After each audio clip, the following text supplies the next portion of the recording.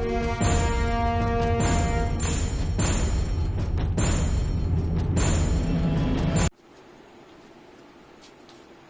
Dear students, Ajit mathematics YouTube channel पर आप सबका हार्दिक स्वागत है। केमिस्ट्री का अध्ययन जारी है और केमिस्ट्री में हम लोगों ने पिछले क्लास में ऑक्सीकरण अवकरण के बारे में जाना है। ऑक्सीकरण को उपचयन, अवकरण को अपचयन भी कहते हैं। इन दोनों नाम आप सुन चुके हैं। आज हम लोग उसके आगे जानेंगे। ऑक्सीकरण की क्रिया कैसे होती है, क्यों होती है, किसके द्वारा होती है। उसी तरह से अवकरण की क्रिया किसके द्वारा होती है। अंग्रेजी में इसको ऑक्सीडेशन रिडक्शन के नाम से भी जानते हैं। तो आइए आज हम लोग सीखेंगे कि ऑक्सीकरण की क्रिया किसके द्वारा होती है। तो ऑक्सीकरण को करने वाले पदार्थ, ऑक्सीकरण की क्रिया को करने वाले पदार्थ ऑक्सीकारक कहलाते हैं। इसको उपचायक भी कहते हैं, ऑक्सीकारक भी कहते हैं। अंग्रेजी में ऑक्सीडाइजिंग एजेंट। कोई भी जो क्रिया होती है वो एजेंट के माध्यम से ही होती है। तो यहां पर यह एजेंट है, उपचायक या ऑक्सीकारक, दोनों एक ही नाम है। वे पदार्थ हैं जिनके कारण उपचयन की क्रिया होती है, अर्थात उपचयन करने वाले, उपचयन की क्रिया को कराने वाले पदार्थ उपचायक कहलाते हैं। जिसके कारण उपचयन की क्रिया होगी उपचायक कहलाएंगे, या जिसके कारण ऑक्सीकरण की क्रिया होगी ऑक्सीकारक कहलाएंगे। तो कुछ वैसे पदार्थ होते हैं जिनके कारण उपचयन या ऑक्सीकरण की अभिक्रिया होती है। उदाहरण के माध्यम से इसको जान जाए। अपना चिर परिचित उदाहरण हमने लिया है Mg और ऑक्सीजन का। इनके बीच के रिएक्शन को आप लोग बहुत पहले से जानते आए हैं। तो 2Mg प्लस O2 और 2MgO।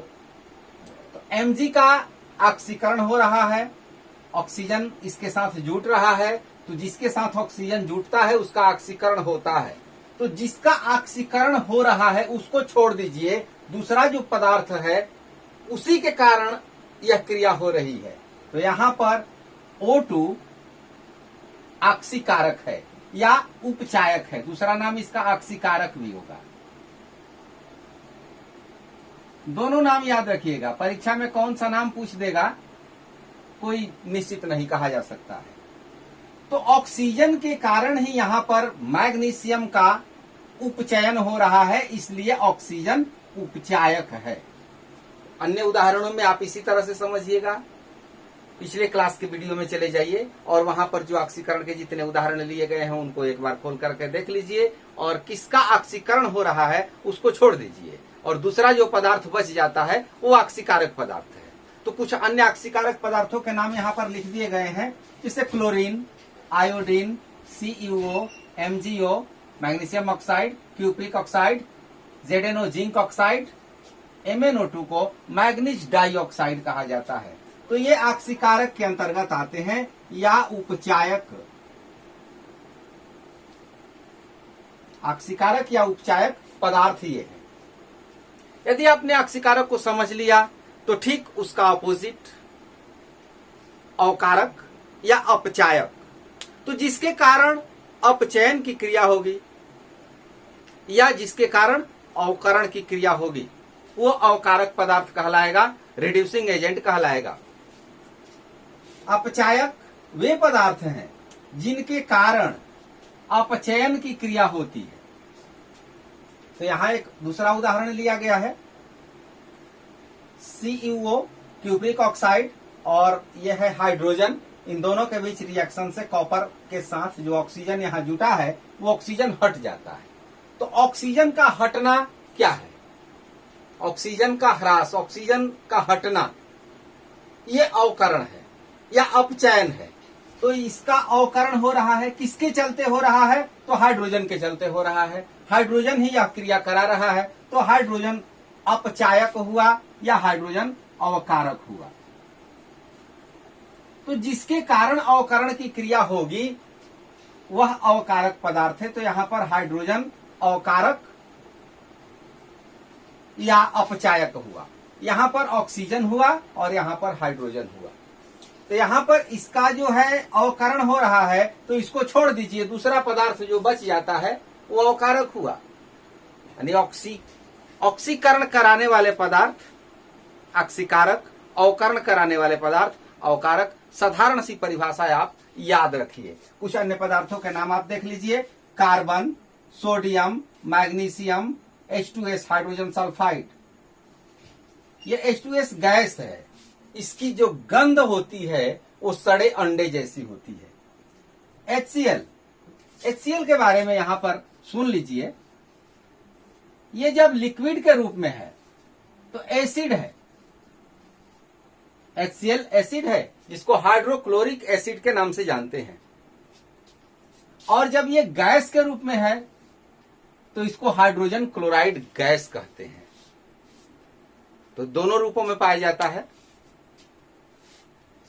कुछ ऐसे पदार्थ होते हैं जो ऑक्सीकरण की क्रिया भी कराते हैं और अवकरण की क्रिया भी कराते हैं, अर्थात वे ऑक्सीकारक और अवकारक दोनों का व्यवहार करते हैं। तो उन पदार्थों का भी लिस्ट थोड़ा सा है आपके बुक के अनुसार। SO2 जिसको सल्फर डाइऑक्साइड के नाम से जानते हैं, H2O2 आपके लिए हो सकता है नया हो, हाइड्रोजन परऑक्साइड कहलाता है। ये नाम यहां पर मैं लिख देता हूं, H2O2 हाइड्रोजन पेरोक्साइड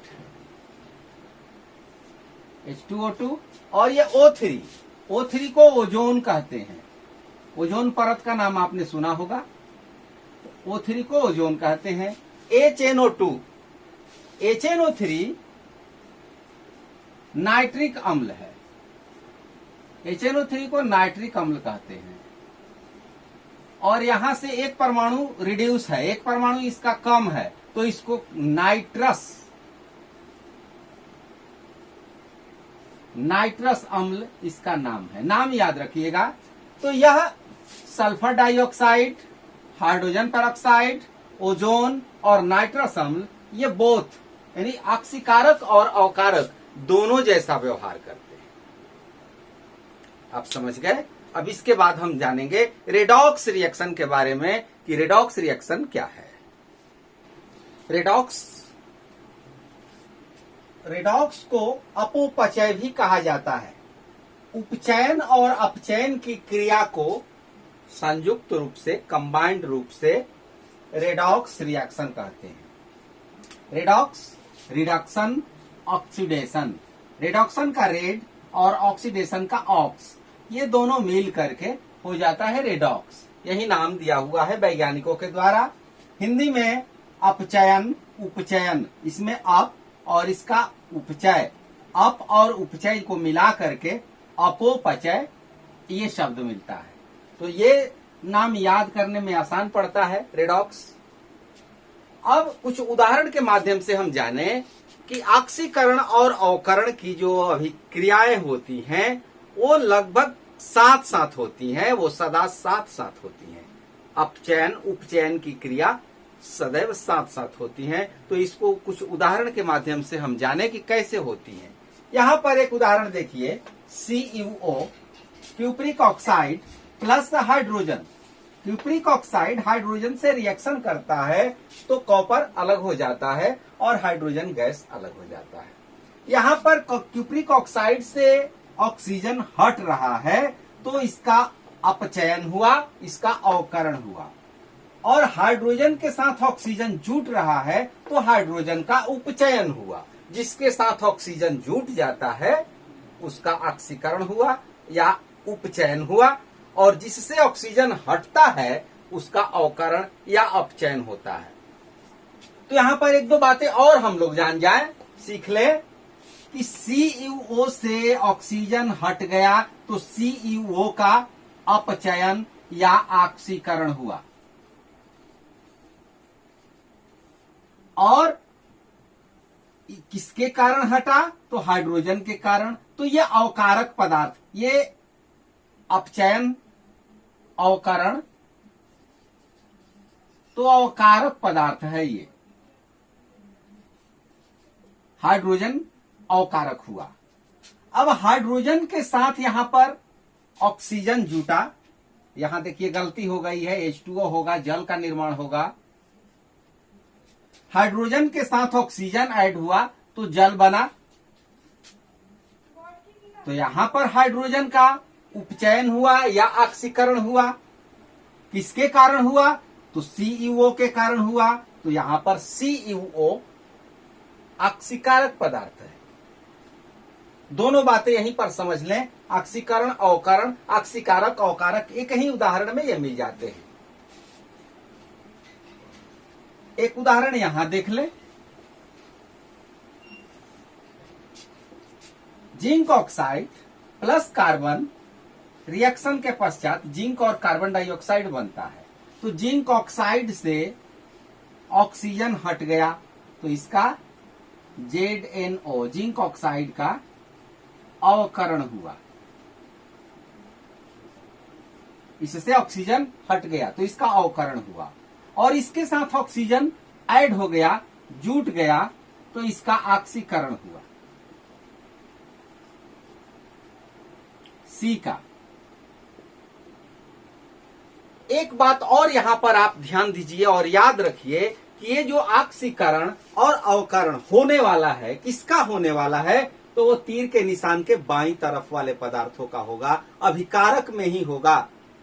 अभिकारक में या अभिकर्मक में ही ऑक्सीकरण और अवकरण होंगे। ऑक्सीकारक और अवकारक पदार्थ भी लेफ्ट साइड में ही हम देखेंगे, राइट साइड में नहीं देखेंगे। प्रोडक्ट में कुछ नहीं देखना है। ऑक्सीकरण की अभिक्रिया या अवकरण की अभिक्रिया जो होगी वो लेफ्ट साइड से ही हम निर्धारित करेंगे कि किसका ऑक्सीकरण हो रहा है और किसका अवकरण हो रहा है। कौन ऑक्सीकारक पदार्थ है और कौन अवकारक पदार्थ है, इसका निर्धारण बाएं पक्ष वाले पदार्थ से ही हम करेंगे। एक उदाहरण और यहां पर आपके लिए,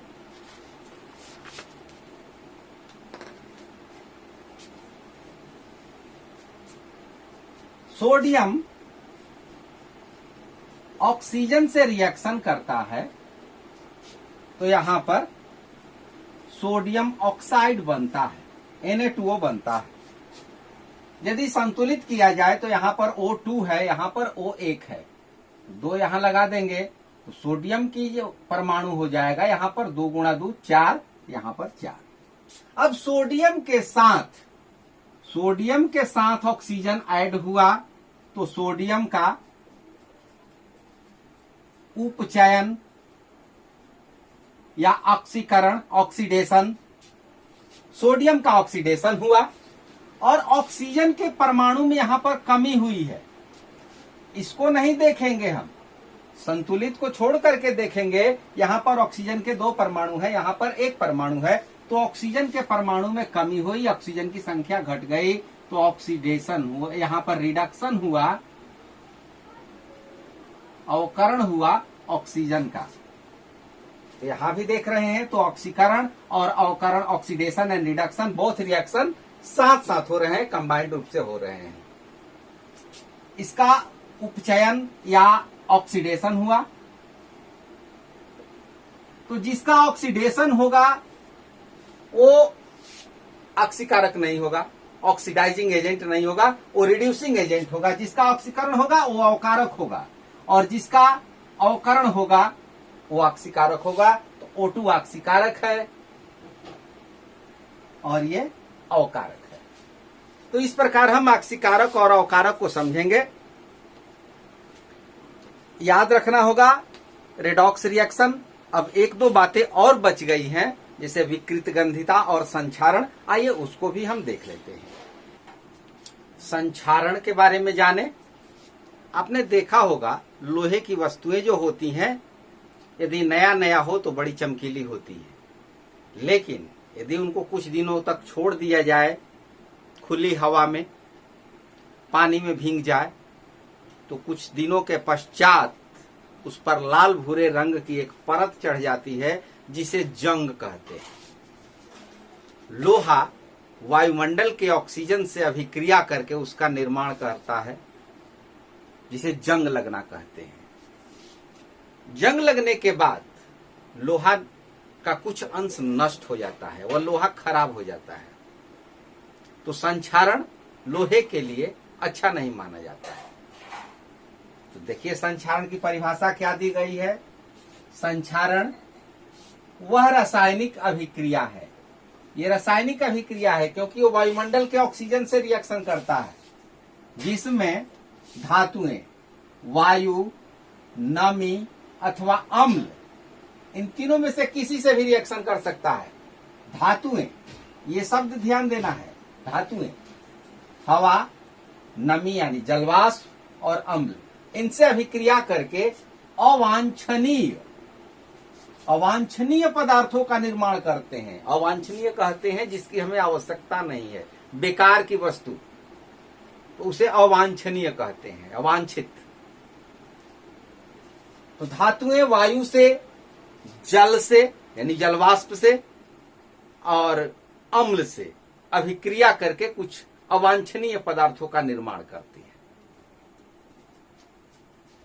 इसे ही संक्षारण कहते हैं। संक्षारण एक प्रकार का रिएक्शन है। अब लोहे पर जंग लग जाता है, लाल भूरे रंग की परत चढ़ जाती है, Fe2O3 लौ ऑक्साइड, जिसको फेरिक ऑक्साइड भी कहा जाता है, फेरिक ऑक्साइड। तो लोहे पर लाल भूरे रंग की परत चढ़ जाती है। तांबे की परत को, तांबे के बर्तन में आप यदि यूज करते होंगे घर में, तो देखते होंगे कि यदि उसमें छोड़ दिया जाए खुली हवा में और जल की मात्रा वहां पर हो, जलवाष्प हो, तो कुछ दिनों के पश्चात उस पर कहीं कहीं हरे रंग की परत चढ़ जाती है। ऐसा कॉपर कार्बोनेट के कारण होता है।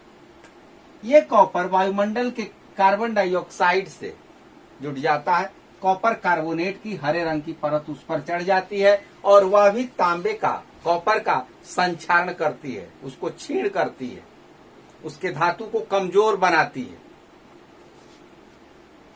Ag, अर्जेंटम, सिल्वर, चांदी। सिल्वर पर सिल्वर सल्फाइड की परत चढ़ जाती है, चांदी का संक्षारण होता है। चांदी की जो वस्तुएं होती हैं वो कुछ दिनों के पश्चात वायुमंडल में उपस्थित सल्फर से रिएक्शन करके सिल्वर सल्फाइड की परत उस पर चढ़ जाती है और चांदी का रंग काला हो जाता है। तो यह संक्षारण है। संक्षारण एक कंटिन्यूअस प्रोसेस है, सतत प्रक्रिया है, लगातार होने वाली प्रक्रिया है।